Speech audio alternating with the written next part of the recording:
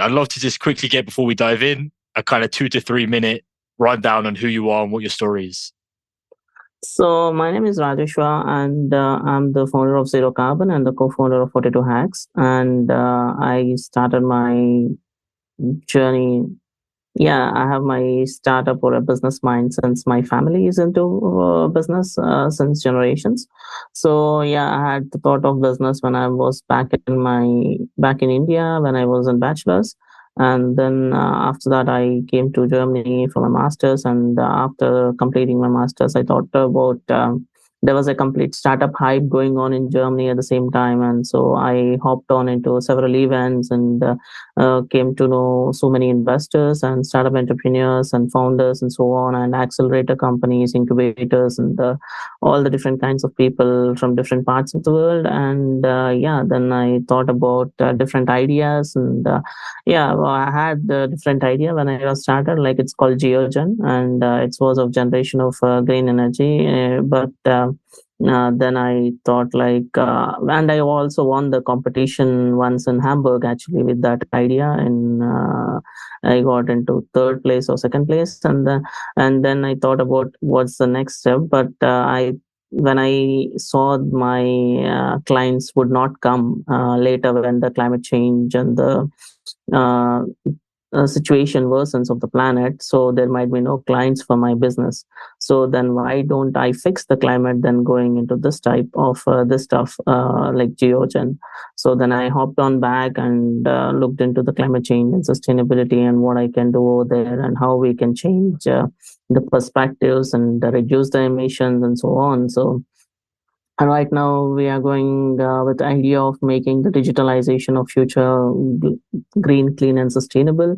So yeah, that's what about zero carbon. And yeah, let's see how it goes in the future. Yeah, awesome. I'm sure a lot of listeners know you from your kind of presence on LinkedIn, where you're always an advocate for climate change. You talk about a lot of the pressing issues and kind of raise awareness. So talk a bit more about zero carbon then, and kind of how you guys, I assume you have some kind of strategy that you're implementing, you're partnering with different organizations. Can you unpack how it works? Yeah, like I can just give you an example, like how Tesla did the evolution in automobiles. We want to make the evolution in the digital sector, like the digitization, making the data centers and cloud servers and all the different stuff more clean, green, and sustainable. And on that note, like there is so much of water usage, there is so much of electricity usage in this stuff, and there is so much of waste and so much of different stuff that's going on, and the resources are being wasted and so many other things. So I feel like it's for also a centralized system right now. And also there is also in the pandemic, what I have seen is also that there is also a privacy issue and also data wars going on at the same time, the Ukrainian Russia war, and there is also a data war going on, like there is so much of simultaneous things happening. And I saw that there should be also privacy in the future, like. And also last this I think this year's or last I think it's this year's conference of the World Economic Forum was also discussing about the security from the digital systems, like encryption of the passwords and so on. So, and I feel like that's the area where digitalization is going on, and there should be more security. And right now, the artificial intelligence is taking over, as you know, and there is also so much of data available, and data scraping is also happening. I feel like there should be more of green, clean, and sustainability in this area, and we want to change this ecosystem like Tesla did in the automobile sector. And we are starting off with the streaming platform as like Amazon did it with a bookstore, online bookstore. So we started with the streaming platform because I saw there is a huge impact on this from the streaming platform in the internet footprint rather than other things. Like your surfing and your other things are very lesser, but your game streaming or your movie streaming So or to video clarify, this is streaming. like the carbon footprint of data centers primarily. Yes, there is so much of carbon footprint of data centers. Not only carbon footprint, but there is also water footprint. There is also electronic waste footprint. And I also spoken to former executive who worked for Facebook in the data center sector, and he also mentioned that there is at least per day or per week there would be at least 1 to 2 tons of e-waste that's coming out of the data centers because of the overload and the running of the data centers 24/7. The chips will be fired up and so on. So in that case, what we want to do is like build the new ecosystem where it lasts for not like right now situations, but lasts for more 10 years, 15 years, and the energy systems coupled can be last longer than 30, 40 years or 50 years even. So that's the area we are looking into mostly. Is this not, would you say, a hardware problem primarily? I mean, in terms of, better material science, more effective semiconductors, would that not all And contribute to kind of reducing the CO2 footprint in the waste? no, I think the problem is with even the shifting of the decentralization. I see because the problem is right now the ecosystems are some mostly centralized, and there is so much of data burden on single servers sometimes, and you use multiple servers sometimes. But the thing is, at the end of the day, like you have to run on all the data centers at the all the time. So what I you see is like more of a sustainability thing. I would say is like also have the localization concept, like to not only build in Iceland or Canada there's the data centers and cloud servers to be cool, to be having cooled environment around it, but why don't we build it in Africa or somewhere in other parts of the world, because it creates also jobs at the same time, and it creates reduces the burden, and you don't need to have longer cables that transfer the data from Africa or some parts of the world to central systems and so on. So I'm planning to have more of a decentralized and centralized system, and also have the more of a privacy and data issue which we can see in the future of the data wars and so on. So that's what I come in low. So we think that it's better to have more of clean, green, and sustainability perspective, as well as the more of a privacy perspective, and also resource saving perspective in the same time. Okay, that's interesting then. Because as you described, it's a bit of a personal problem as well. Because I think a lot of people look at climate, and obviously it's a really hot sector at the moment. Everyone wants to be in there, VCs and founders alike. And it's like, where do I start? Okay, maybe I look at energy, which is like 50% of CO2 emissions, for example. Maybe I look at industry, which is like another 20, 30, and then kind of work your way down.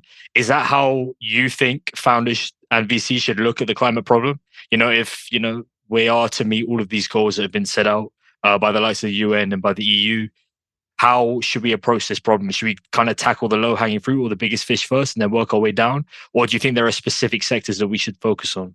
Like I just suggest like we should focus on the basic necessities of the person, like for example, yeah, we should concentrate on housing. Without housing nobody can live, and clothing is also one of the biggest industry.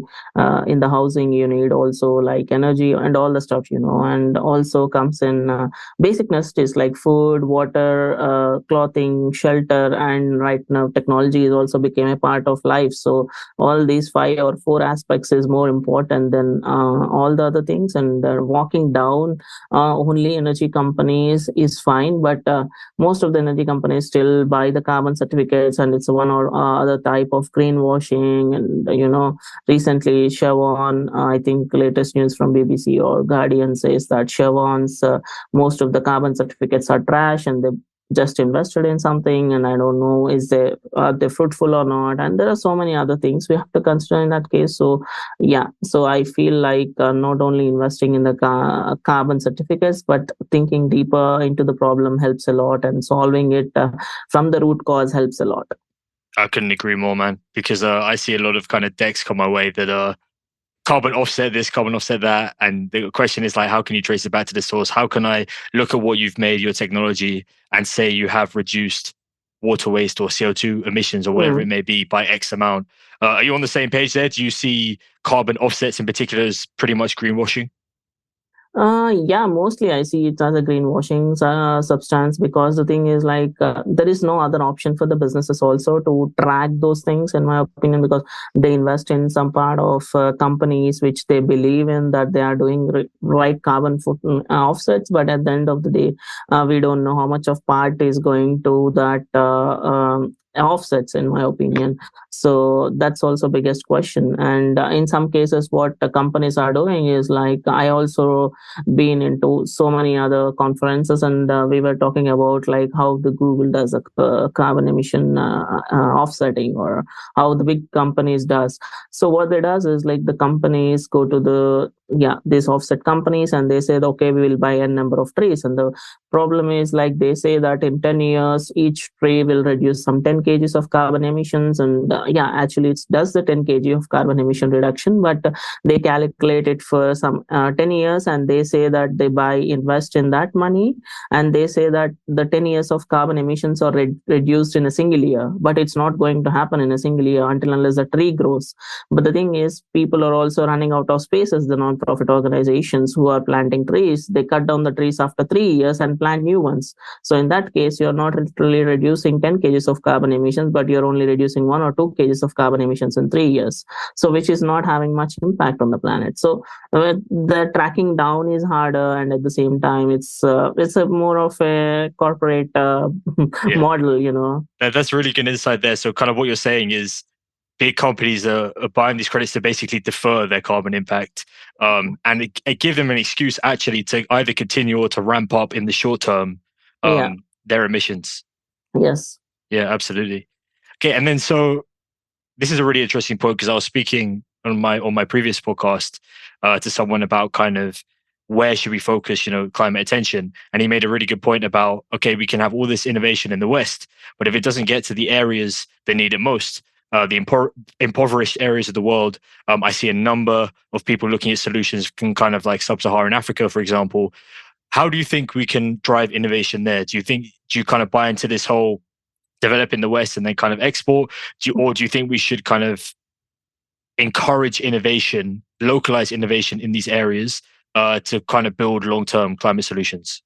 Yeah, what and like, I also come from 42 hacks, so we do also hackathons around making housing greener and food greener and so on. So what I has realized after like 10 or 15 hacks is what the problem is. Each house is different, right? So somebody may have kitchen smaller, somebody have kitchen bigger, somebody's bedrooms are bigger, somebody's bedrooms are smaller. So each house is different, and each person's diet is different, and everything is different, right? From person to person, his medical conditions change, his physical conditions change, his diet changes, and his housing changes, and everything is different from. So what I saw is like, we need more of a localized and also tailored solutions for everybody. It's not for you, it's not for me. Like, you should have the, like, solar panels not the golden bullet or a silver bullet to solve the climate change. So for example, in some cases the heat pumps are good in some places to reduce the heat impact, or maybe heat your rooms. In some cases it might be the insulation is just enough. So this is also a concern of the, what do you say, how we can proceed and how we should see it, like the tailored solutions, because the solution which works in the Switzerland might not work in Africa. The solution which might work in East might not work in West. So the thing is, we need more of a tailorized solutions, and it should come from the, I feel like it should come from the IPCC or the innovation and the scientist team, because to guide the people, because if they don't understand it very well, then it can be converted into the awareness into the people. So more of a tailored solutions would be amazing than having the localized solutions is also good, but I can't say it's because it's again, tailorized solutions are more important, because I don't know what type of what body type is a single person body. Is it body is so hotter or he feels colder? So somebody whose body is colder, he needs more heat in his room. So who feels hotter, he might need some cold in his room. So it's all tailored solutions, like, people should really understand the depth of it and bring the solutions out. Yes, it's a fantastic point. And I kind of see, if you look at the African example as well, is that obviously I think reading a stat, something like 40% of households do not even have access or consistent access to electricity. So, and of course, if you want to put up a solar project there in Africa, which is ideal because it's always sunny, there's going to be loads of corruption along the line. Kind of revenue will be leaked out here and there, and the money never ends up on the project. Do you see this as kind of like a governmental problem? Do you think it should be a global issue, or how do you see these things? Because I was speaking to a guy earlier who's basically made a startup based on the blockchain for kind of transparent funding for these solar projects in Africa, and he was saying this is the biggest problem, which is basically corruption, and it's almost a bit kind of hypocritical of the West to sit here and say, we're going to try and solve the climate problem on our end, and we're also going to push it onto you guys when they do not have the infrastructure, they don't have the resources or the money to actually enact these changes. Yeah, I see blockchain as a solution, but the problem, what I see is also not all companies' informations can't be transparent. That's the one of the biggest problem, because if I see the political lobbying as a what do you say, as an individual, then I don't want to live in this planet, at least. Because there is so much of lobbying goes on, so there is no transparency. I feel we should run on trust, in my opinion. And I feel corruption would be there, I don't know, it would be there or it would not be there. It depends on the person again who is taking it and who is want to do that. But end of the day, making the solutions reach to the common people should be the goal, in my opinion. So how you do it and how you are planning to do it, either it's through different type of lobbyings or not, but I think if you want to succeed in business, not in business, but implementing your solutions on this planet, you should do some part of it. I'm not like, it's impossible, because if you want to establish in some parts of Africa, if you want to establish in some parts of other parts of the world, there should be some kind of lobbying in one way or the other way. So I'm not saying it's good, but the thing is, like, I can't say it's all should be transparent. If everything is transparent, you don't even love the other person or the other individual too. So if you see a person, if artificial intelligence comes and he says like, if you show his face and he says like he's corrupted, so do you feel safe with him to talk to him? So it's not about transparency. I feel like trust is more important. Transparency also, I have seen into the transparency sector too, but I feel at the end of the day, transparency is just a method to convince the people, but not really there is something transparent 100%. Mm. And you can easily fall into greenwashing there as well. I mean, carbon Yeah. offset is that. I mean, if you tie the words blockchain and carbon offsets there, it kind of creates this illusion of transparency. Oh, we're doing good, but in actuality, it goes back to the points you made earlier about Yes. planting a tree does not offset all of the kind of carbon you're releasing to the atmosphere. I just want to touch as well on a point you made about kind of solar not being a silver bullet. Of course, I agree that it's going to be a mix in the future. It's something that I discuss a lot with people. How do you see that future energy mix? Do you see it as like very geographically dependent? Obviously, you have a lot of, if you kind of look at the EU at the moment, for example, your country at the moment, Germany, have just completely phased out all of their nuclear plants. Do you think this was a bad idea, for example? Do you see renewables and nuclear living in harmony? Do you see hydrogen playing a role? Like, what do you kind of project the future energy mix to be? There's so many different ways. That's what I mentioned, the tailored solutions, because the thing is like, in my opinion, like the hydrogen might be working where the water is not scarcity, so then you have the enough blue hydrogen or green hydrogen, whatever you want to run the energy. And if you have good geothermal energy, why can't you use good geothermal energy? If you're living near the equator, use solar panels. And if you are somewhere in the north, and why don't you use some other part of energy systems, not only the solar or maybe the hydrogen or something, but maybe some new energy systems might also come up. Like in Norway, there is sand energy storage system where you can store the energy through sand. So there is different types of mechanical energy systems that should come in next 5 to 10 years, where it might be more essential and required for the generations to come. So I feel like this is not only the solar should work or that should work, but there should be some other different tailored solutions from different parts of the world, so that helps local organizations or local communities to reduce the carbon footprint. It's not about having all having the same solar panels. It's not about all having the heat pumps or all not having the wind power, but just think about it, because not all works. So, and I would also mention one more point, is like in India, what they did was there was wind turbines in some places actually. So what happened is, due to the melting of the glaciers down, the wind patterns changed across the planet, and the wind patterns has changed in such a way that the wind is not traveling through these wind turbines. So these wind turbines are producing very less energy, even they invested how much of money. So they are producing, previously they might be producing 100 watts of energy, now they are producing only 60 megawatts or 60 something. So 40% of reduction in energy is also biggest problem. So how do you see it? You can't say it. It's a complete different geological perspective when you say it. It's like a wow. It blows my mind sometimes. Like how is it even possible? Like the electron, like air currents. What do you say, the air current directions changes due to the glaciers melting, because if the air is going through, if the glacier is so high, what happens is air will not pass through, and the air current will be different in this area. But the glacier is melted, air passes through, and the air currents are different right now. So just imagine like how different it is in geological perspective. And recently also the studies of El Nina, I think it's on BBC and all everywhere in the all the different news media, and it mentions that how Australian wildfires that was in 2019 or 2018 caused the floods in Italy and Germany.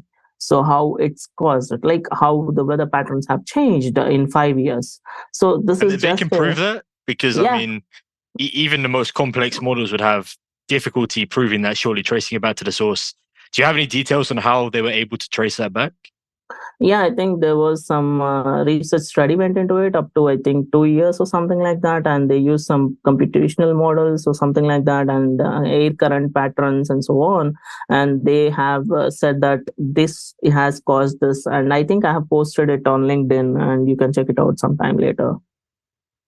Yeah, fascinating. So what you're saying is there is this butterfly effect happening across the globe. Yes, Um, and then it's kind of, yeah, on that local responsibility to do everything you can to mitigate the yes, effects locally, such that it doesn't mm, have a knock-on effect in other countries.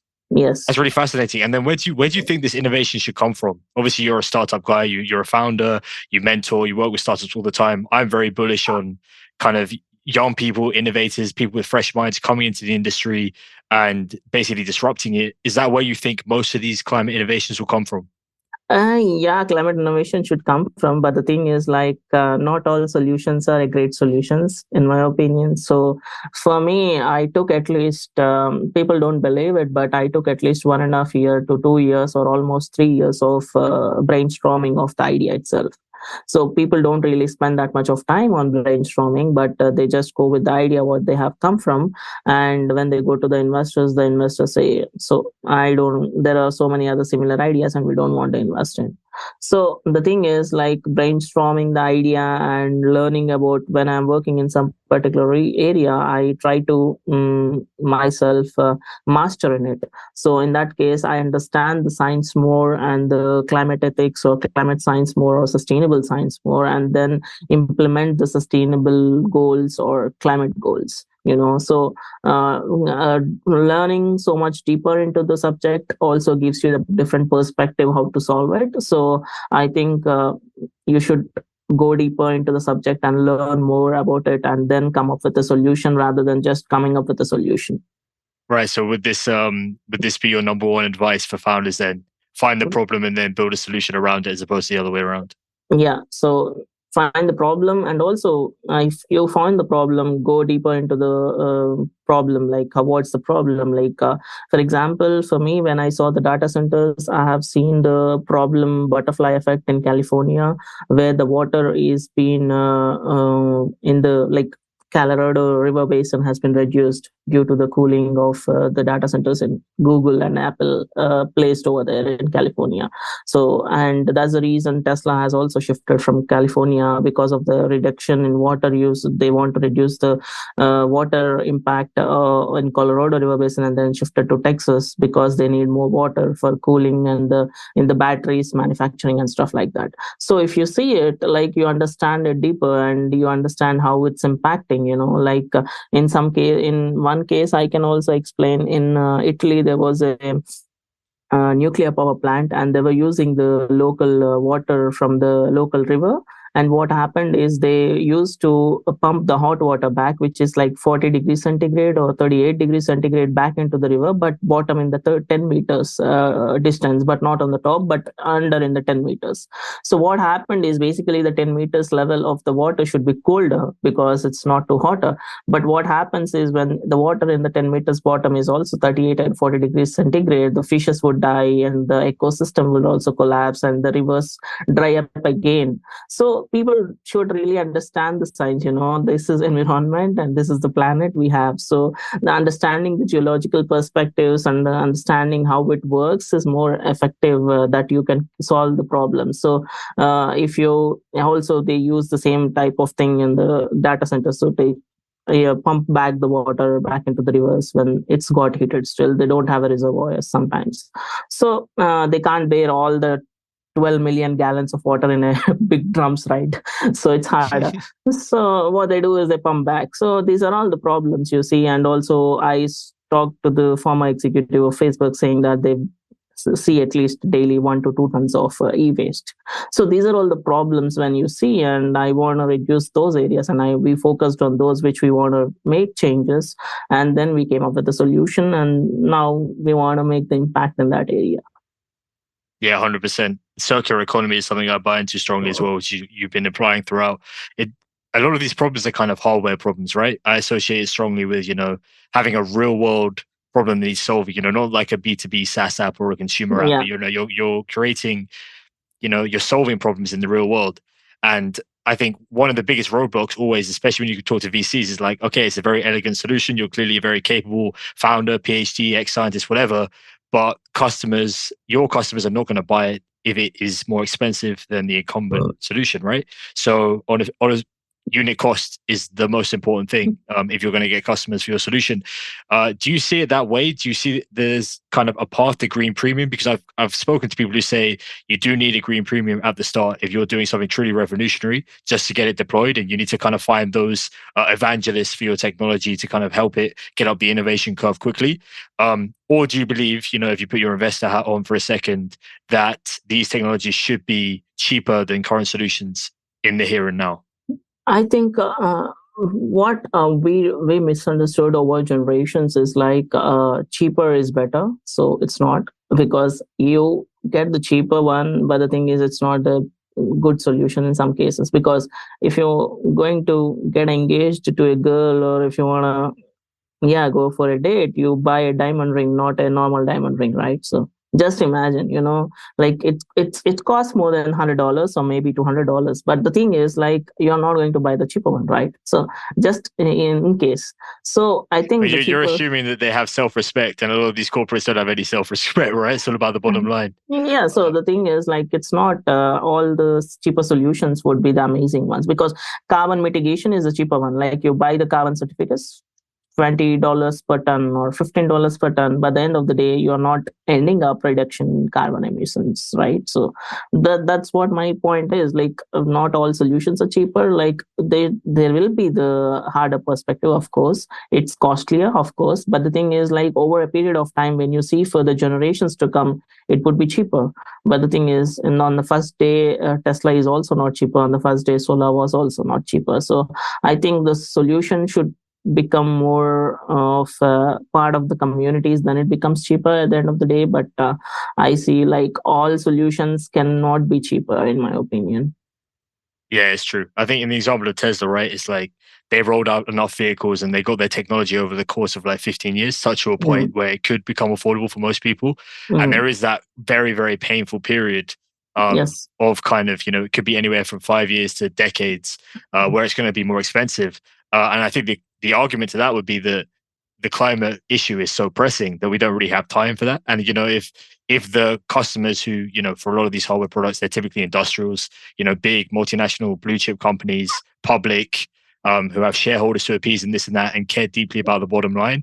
It's like, how can we collectively convince them in an accelerated time frame that they should take on these solutions when it's clearly going to lose the money in the short term?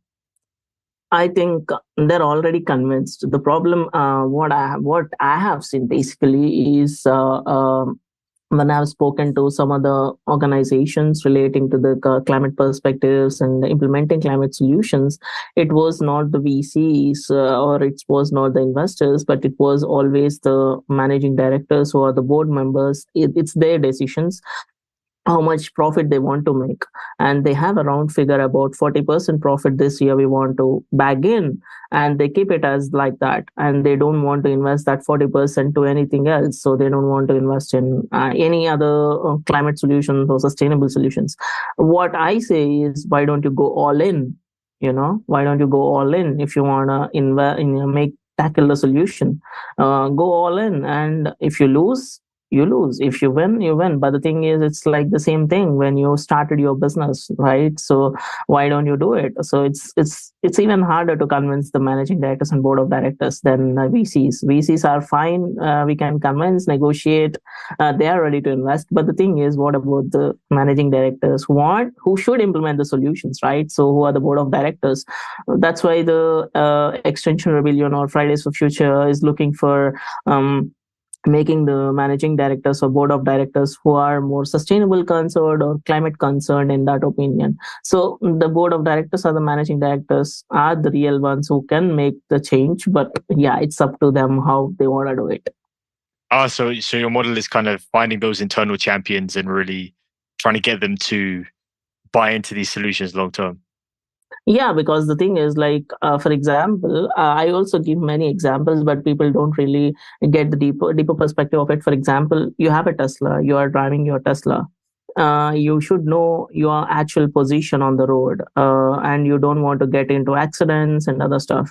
And in that case, the 24/7, the sensors are sending data and also reverting it back into your car in the digital systems, right? Where you are, how you are traveling in the autonomous systems, right? And you need 24/7 data centers or exchange of information. Without that, you can't drive autonomous.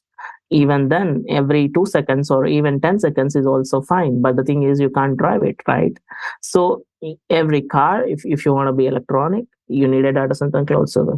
Your showers are becoming smarter. Your Echo, Amazon Echo, Google Homes are smarter. Everything is runs by data, right? And data is a new oil. And if you don't have a sustainable one, what is the biggest thing you are going to tackle?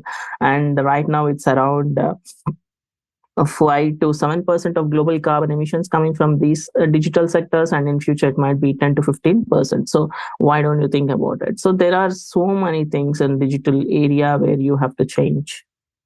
And with the rise of AI, I'm sure that's going to skyrocket as well, right?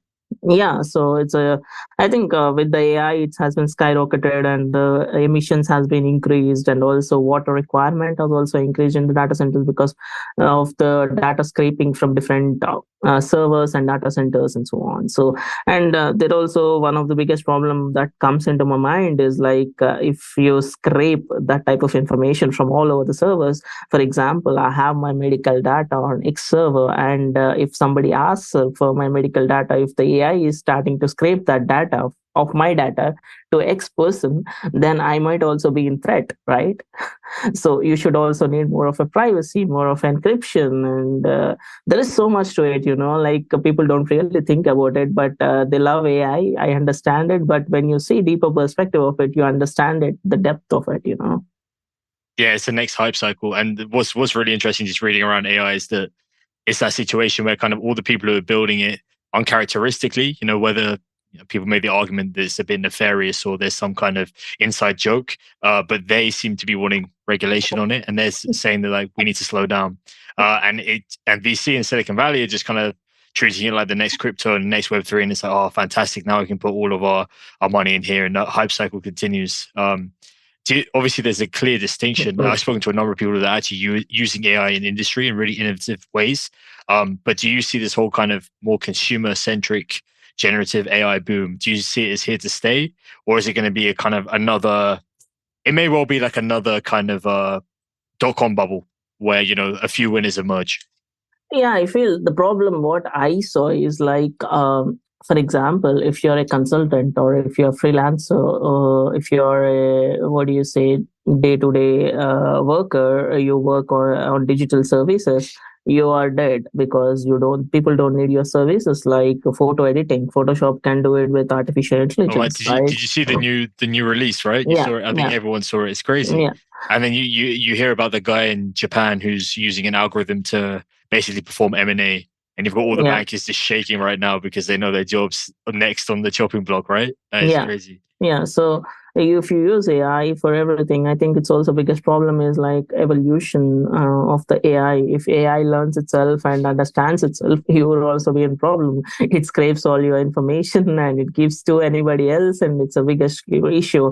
And that's the biggest issue which was talking about in the World Economic Forum last time also, and they were talking about the same thing, like data privacy and data safety and security and encryptions. And we need more of a quantum encryption than normal encryptions, because so normal encryptions can be solved by the quantum encryption right now. So in that case we need quantum computers, so in that case we need more of a quantum encryption. So I think that's also one of the biggest thing I see, like the privacy and the boom of AI is like just like NFTs or Bitcoin and so on. But it will be there for a long time, of course. I understand it. It's required. But the thing is like, yeah, if you are not adaptive, or if you are not productive enough to use it, you will lose, or you'll lag behind the like technology. like the people who never got on the laptop or computer or iPhone wave, right? That's really interesting. You talked about quantum computing as well. I don't know how well versed you are in the space. I was only just recently learning about it, about the power of quantum computing. As you said, I think you worded it excellently in terms of quantum computers being able to break current encryption, and therefore we need quantum encryption. Can you describe kind of what the state of the quantum landscape is right now? Kind of and most importantly, what are the biggest roadblocks to us achieving the goal that you just said?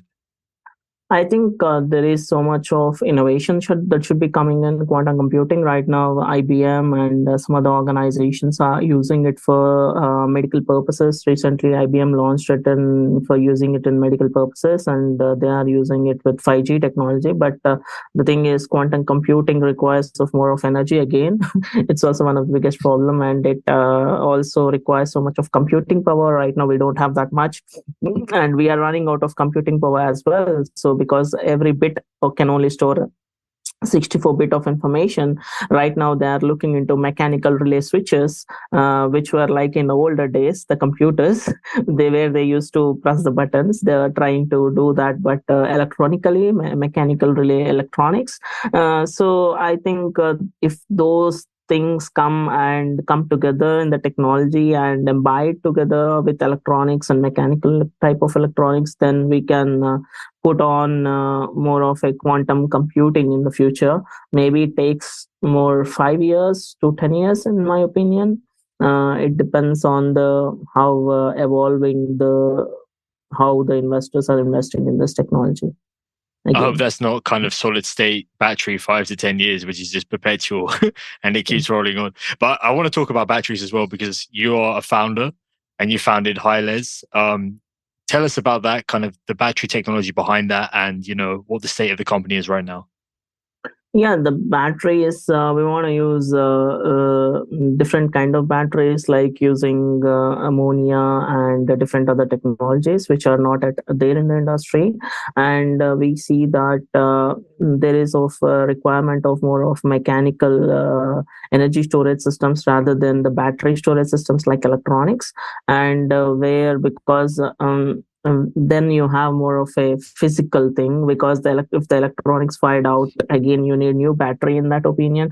But mechanical solutions might not run away sooner, in my opinion, in some cases, because diesel engine and the petrol engine was here since generations to come, already there, so since 100 years. So we are building new energy technologies. I can't disclose all the information, but we are building new energy technologies that last longer than 50 years.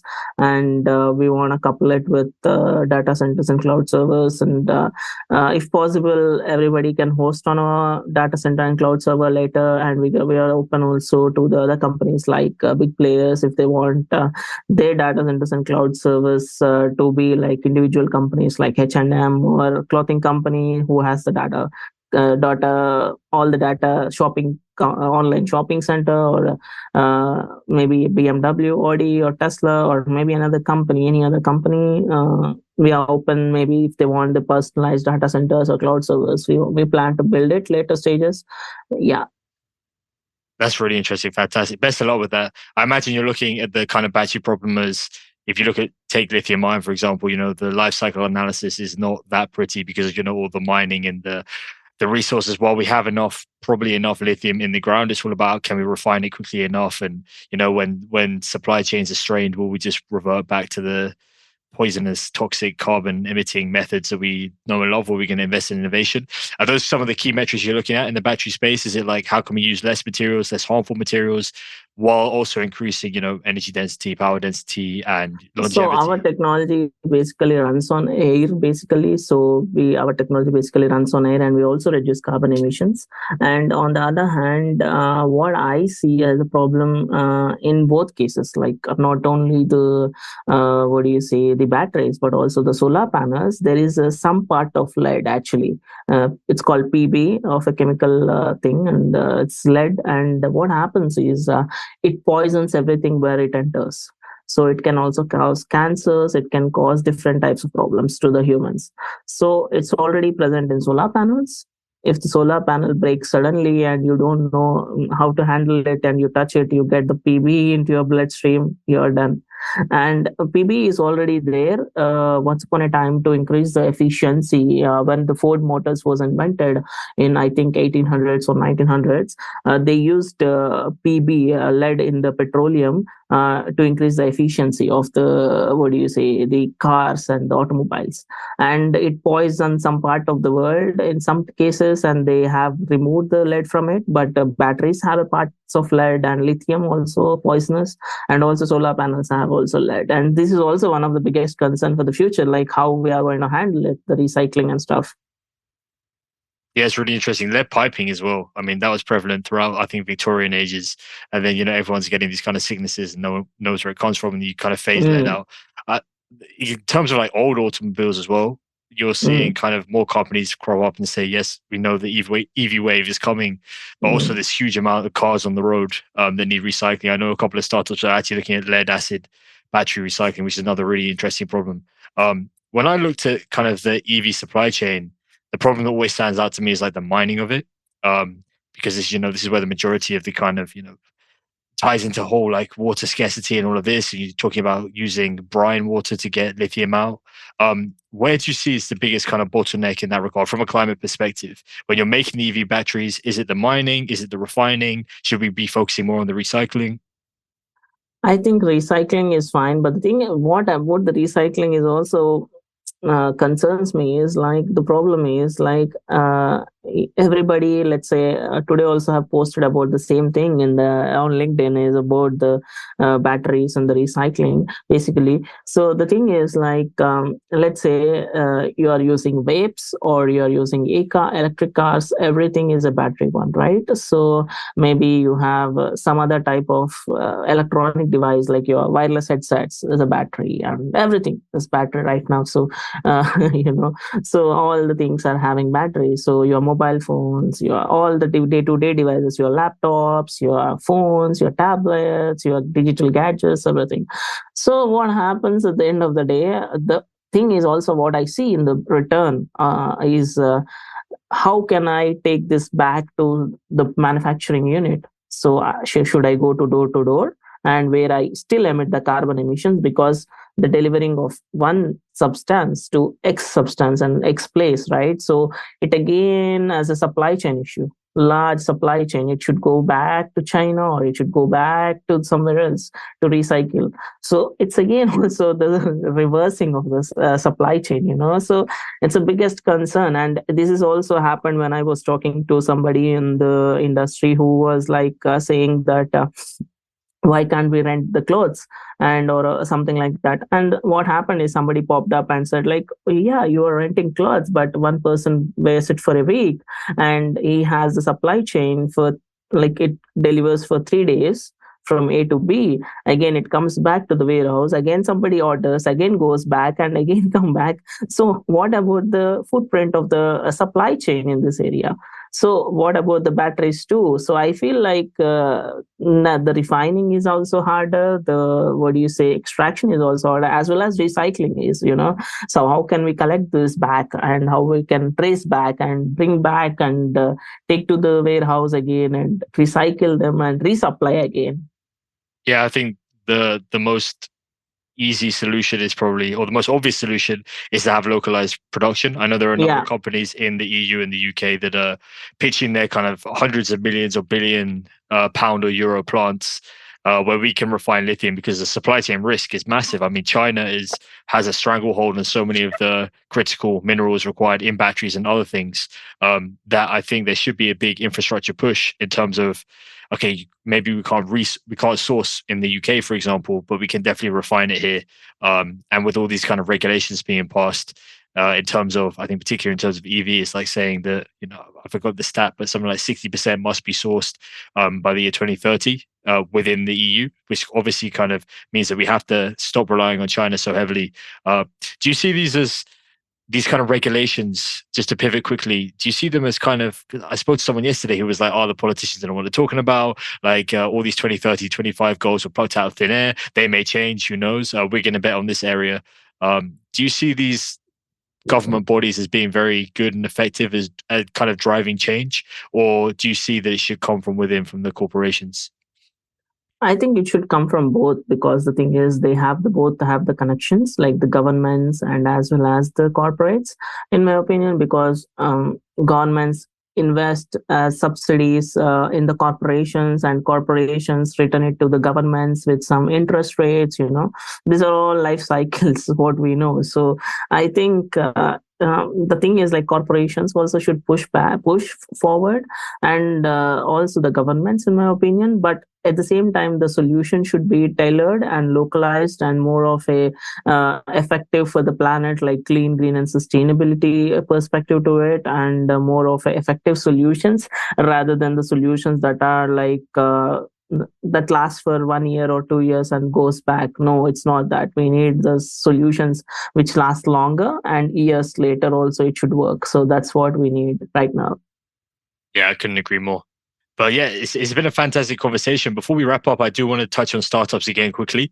I know you would probably give this advice, and it's very common advice, that for a startup to be successful, the founder has to be determined, has to have grit. But I've tried to start ventures in the past. I'm sure you have, that have failed. I think a really interesting question is, how do you know when you should quit? How do you stop basically from becoming that founder who kind of works a decade of their life on something that never comes to anything? Um, and maximize their chances of being successful by knowing, okay, this is a good path to go down, or this is not a good path to go down. If you could give some insight into like some of maybe the telltale signs, that'd be fantastic. Yeah, I think the problem is, if I start the business and I want to be here for a longer time, I never quit. So because either it might be any problem, I look for the alternative solution or negotiate with the investor, whatever it is. I want to be here for last longer. But if you are a startup, you has a idea of like making money, and you want to be here just for 5 to 10 years, and then it's fine. You sell your company, you can go back and build other business, or else you can live happily with your money. So that's fine too, because it's your perspective at the end of the day. But I feel like if you want to create the impact to the planet and the environment, or maybe in the field where you are, you should not never quit. Like if you see the Jeff Bezos, Elon, Bill Gates, or all the big tycoons, business tycoons, they never quit, because they do look into alternative ways. They negotiate, they do problem solving, and they come up with the creative ideas to how to build the next big business. So it's not that you just quit. Yeah, so basically the overarching theme is be passionate about the area you're working in. And yeah, absolutely. If you're not passionate about the area, then you're going to drop it quickly. You're not going to have that staying power. If you are very, very passionate about the climate, you will spend 10 years looking for, Yeah. what the world needs, the solution to that problem. And you won't be deterred because you know it's your life's calling. I think it's fantastic advice, Raj. But anyway, man, thanks so much for coming on. If you wanted to do any kind of promos or shout outs, please fire away. Yeah, sure. Will do. No, absolutely. Yeah. If you wanted to like, advertise your work or anything like that, Not really. Like if they wanna come to contact you, me, how to contact you. yeah, maybe through LinkedIn is better. So you can search on mainly on LinkedIn, and you can find me on LinkedIn, and you can communicate to me anytime. Awesome, man. Yeah, I'm looking forward to keeping up with your work. But take care. All the best in the meantime. Yeah, same to you. Have a great day then. Bye bye. And you. Bye bye. Take care.